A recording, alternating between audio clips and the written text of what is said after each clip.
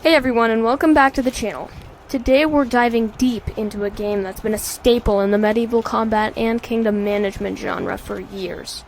Mount and Blade 2 Bannerlord. If you've ever wondered if jumping into the world of Calradia is worth your hard-earned cash and precious time, then you're in the right place. We're going to break down the pros, the cons, the current price, and give you my final verdict. From leading massive armies into glorious battle, to forging your own weapons, building an empire, or just living the life of a humble merchant, Bannerlord offers an incredibly ambitious sandbox. But ambition doesn't always equal perfection. Let's get into it. First up, let's talk about what Bannerlord absolutely nails. The reasons why so many players sink hundreds, even thousands of hours into this game. Pro 1. The scale and immersion of battles.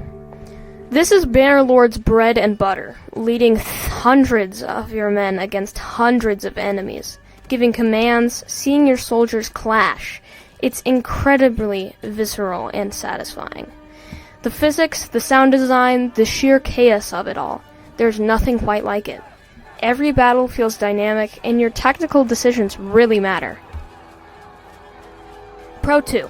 Unparalleled sandbox freedom and role-playing. You genuinely create your own story. Do you want to be an honorable knight, a ruthless mercenary, a wealthy trader, or a bandit king? You can. You can marry, have children, raise an army, conquer kingdoms, or simply wander the lands, taking on quests and building your wealth. The amount of player agency is truly impressive. Pro 3. Deep kingdom and clan management. Once you get past being just an adventurer, you can establish your own clan, recruit companions, manage your settlements, build workshops, set up caravans, and eventually form your own kingdom. There's a satisfying progression from a lone wolf to a powerful leader with lots of strategic depth to explore. Pro 4. Excellent mechanics and progression. The combat feels weighty and skill-based, whether on foot or horseback. The skill system is robust, allowing you to specialize your character. Blacksmithing is surprisingly engaging, letting you craft powerful custom weapons. Sieges are tense and tactical, requiring you to build and deploy siege engines. There's always something to do and a skill to improve. Alright, so Bannerlord sounds amazing, right? It is, but it's not without its flaws. Let's temper those expectations and talk about the downsides. Con 1. Repetitive quests and UI AI jankiness. While the sandbox is huge, individual quests can often feel a bit fetch questy or rinse and repeat. The UI can sometimes be clunky, and while the AI in battle is generally good, you'll still see some pathing issues or weird decisions from time to time. It's an ambitious game, and sometimes those rough edges show. Con 2. The mid-game grind can be real. Getting from being a powerful mercenary to establishing a stable kingdom can be a slow burn.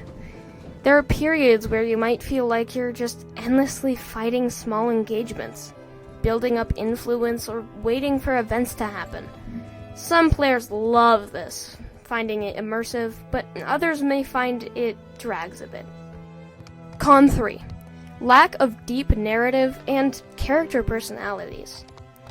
While you create your own story, there isn't a compelling overarching narrative or memorable, fleshed-out characters with unique quest lines, like you might find in a traditional RPG. NPCs often feel a bit generic, and their dialogue can be limited, reducing the feeling of deep interaction. Con 4. Optimization and occasional bugs. While the game has improved significantly since its early access launch, it can still be demanding on hardware, especially in massive battles. You might encounter occasional bugs, crashes, or performance dips. Nothing game-breaking usually, but it's something to be aware of. So, you've heard the good and the bad. Now, let's talk about the cost of entry. Mountain Blade 2 Bannerlord currently retails for about $49.99 USD on PC, and generally the same price on PlayStation and Xbox consoles. However, on Xbox, from my prior experience being an Xbox player, if you have Game Pass Ultimate, it is completely free to install with probably no cashbacks or removals from Game Pass. Keep an eye out for sales, as it frequently goes on discount, often hitting 30 to 50% off during major seasonal sales. There are also a couple of DLCs available, which usually add more content and are worth picking up if you enjoy the base game. Alright, the big question is Mountain Blade 2 Bannerlord worth buying in 2025?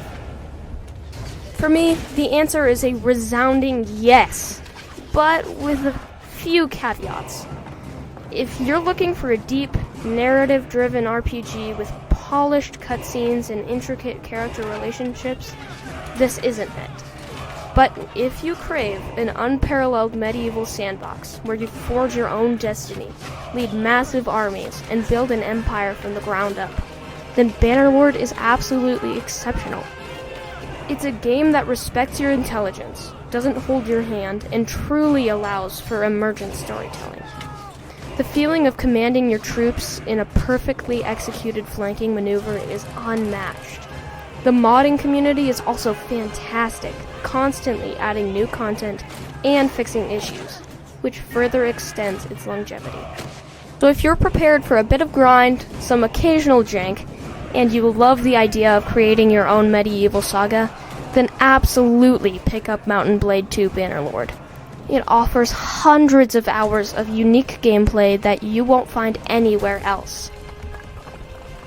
What are your thoughts? Have you played Bannerlord? Let me know your favorite and least favorite things in the comments below. If you found this video helpful, please hit that like button and consider subscribing for more gaming reviews and discussions. Thanks for watching, and I'll see you in the next one.